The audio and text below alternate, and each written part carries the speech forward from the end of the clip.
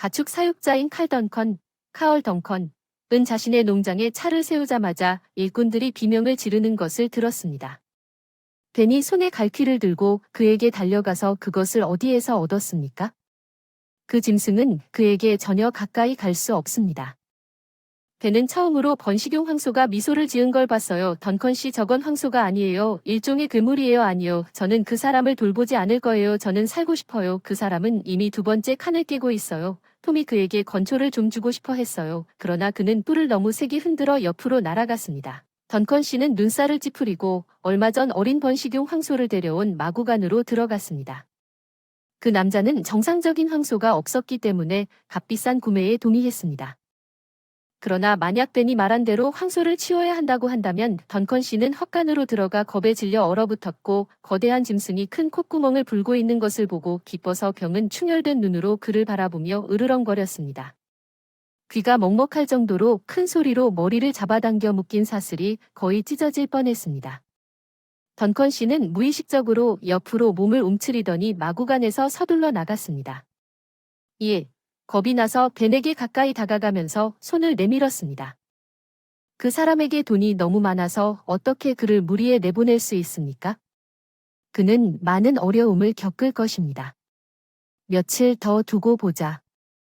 아마도 그는 우리에게 익숙해질 것이고 몸이 좋지 않다면 그를 다른 곳으로 보내는 것 외에는 선택의 여지가 없습니다.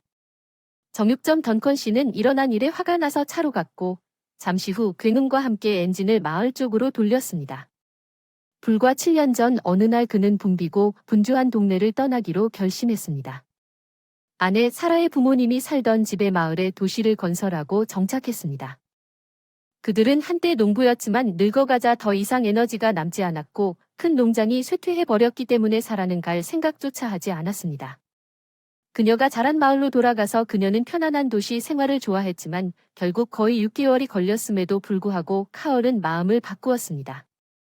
부부는 아파트 2채를 팔고 모든 돈을 황폐한 농장 개발에 투자했습니다. 그들의 아들 폴 농촌 생활에 대해 매우 신이 났고 그는 마을의 모든 것을 좋아했습니다.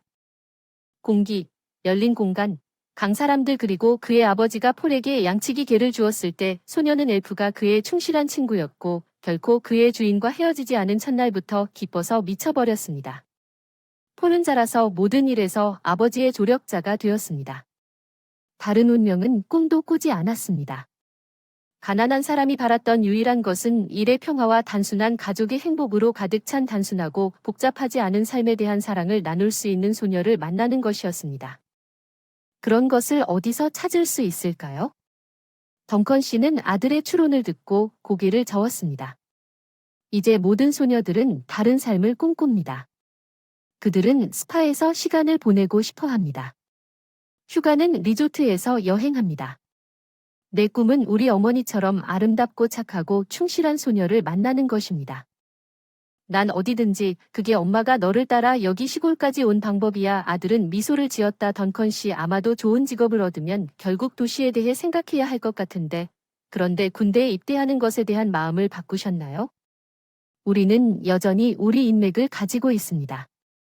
아니 아빠, 나 자신을 존중하지 않을 테니 걱정하지 마세요. 조국의 빚을 갚고 돌아올 테니 날 그리워하지 않을 거예요. 내 결정이 자랑스럽고 강인한 성격이 아버지가 아들의 어깨를 두드리며 미소 지었습니다.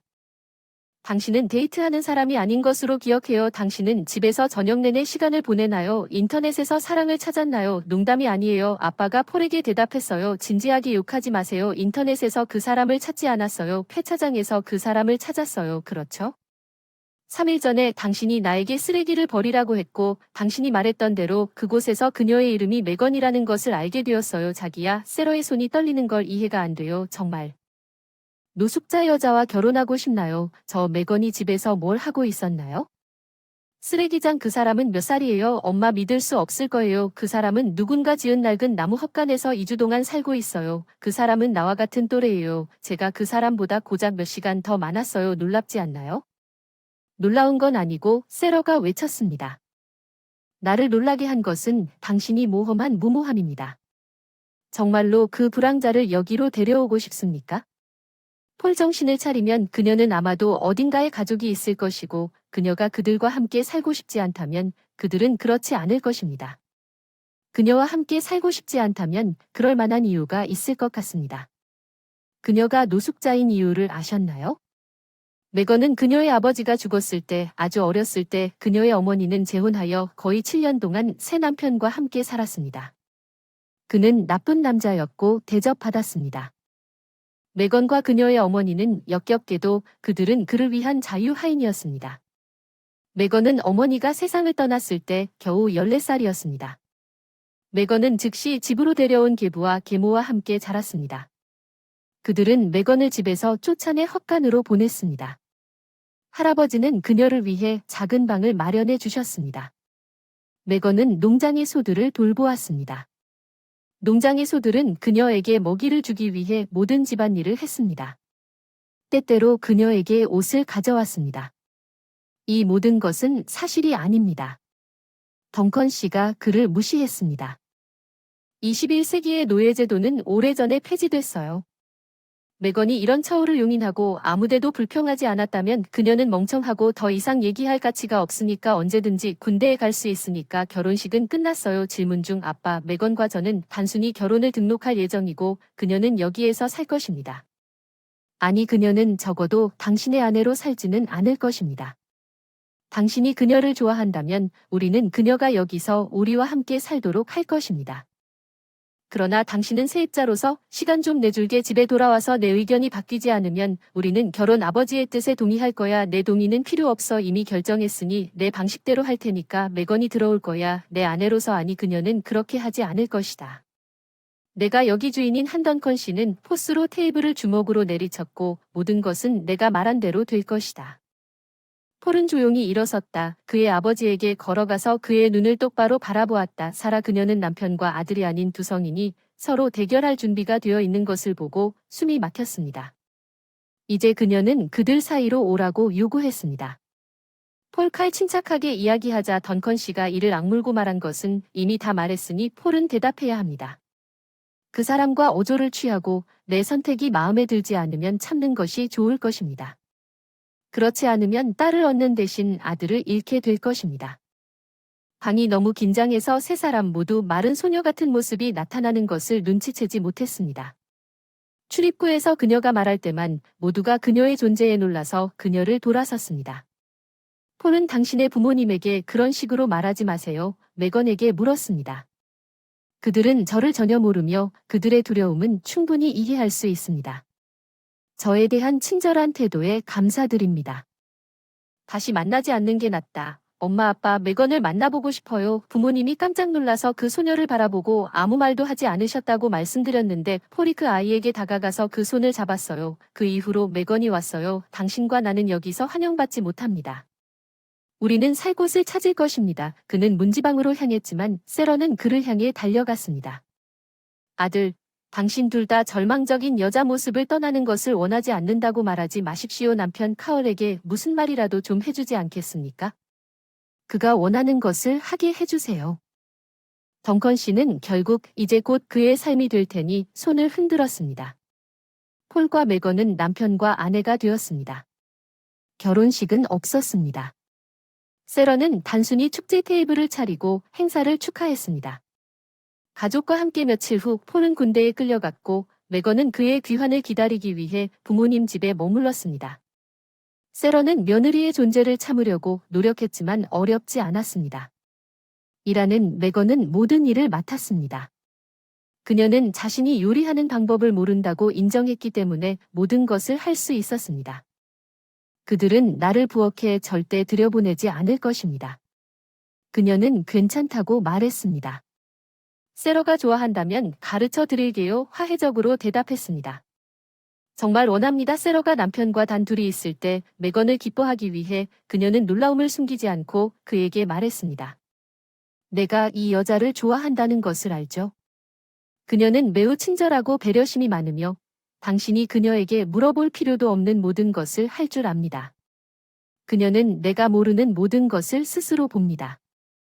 바닥을 쓸거나 설거지를 할 생각도 없고 그 사람은 이미 그 일을 하고 있어요. 네, 던컨 씨가 대답한 걸 봤어요. 그리고 엘프가 그 사람을 너무 쉽게 인정했다는 사실에 놀랐어요. 그런데 그 사람은 폴 외에는 누구도 그 근처에 두지 않는다는 걸 알잖아요. 저번에 메건이 피클을 먹는 것을 보고 그녀에게 아기를 낳을 것인지 물었습니다. 세런은 남편에게 비밀리에 속삭였고 그녀는 수줍게 미소를 지으며 폴과 아무 관계도 없다고 인정했습니다. 덩컨 씨가 결혼했는데도 왜 궁금해했는지 알겠죠? 너무 우스꽝스러운 일이었지만 나는 그녀에게 같은 질문을 했습니다. 그녀는 서로에 대해 너무 잘 모른다고 말했습니다. 덩컨 씨는 심지어 이 정보에 혼란스러워했습니다. 메건은 폴이 그녀를 불쌍히 여기고 그가 돌아올 때까지 그녀를 안전하게 지키고 싶다고 말했습니다. 이해합니까? 덩컨 씨는 그날 이후로 메건에 대해 좀 더 부드러워졌다고 생각하며 고개를 끄덕였습니다. 그러나 어느 날 볼 이야기는 모든 것을 다시 뒤집어 놓았습니다. 어느 날 덩컨 씨는 농장에서 집으로 돌아와 그의 아내와 며느리에게 그의 불행한 인수에 대해 이야기했습니다. 아름다운 공 그 사람은 모두 초콜릿인데 머리는 갈색 페인트가 충분하지 않은 것처럼 하얗습니다. 주인이 그를 나에게 팔았을 때 황소가 약간 거칠고 이름은 실리 조로라고 말했습니다. 어쨌든 나는 조로에게 몇 개를 주었습니다.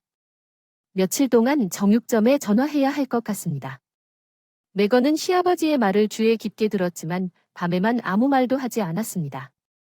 덩컨 씨는 현관문이 조용하게 쾅 닫히는 소리를 들었습니다. 세런은 옆에서 자고 있었습니다. 이는 메건만이 할 수 있다는 것을 의미했습니다. 집을 나갔을 때 그녀는 덩컨 씨를 생각하고 재빨리 옷을 입고 그녀를 깨끗한 물로 데리고 나가기로 결정한 다른 남자를 발견했을 수 있습니다. 메건이 농장 방향으로 갔다는 것을 깨닫고 그 남자는 그녀가 그의 직원 중 한 명에게 연락했다고 결정했습니다. 안타깝지만 모든 것을 알아내고 그 불쌍한 사람을 폭로하겠습니다. 덩컨 씨는 조용히 말했다.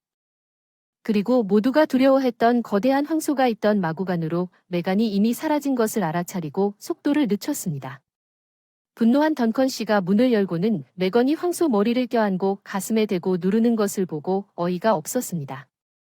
슬픔에 잠긴 내 사랑은 소녀가 비스트에게 빵 한 덩어리를 먹이는 것을 구구했고 그는 조심스럽게 그녀의 손바닥에서 조각을 가져가며 기쁨으로 코를 골며 무슨 일인지 물었습니다.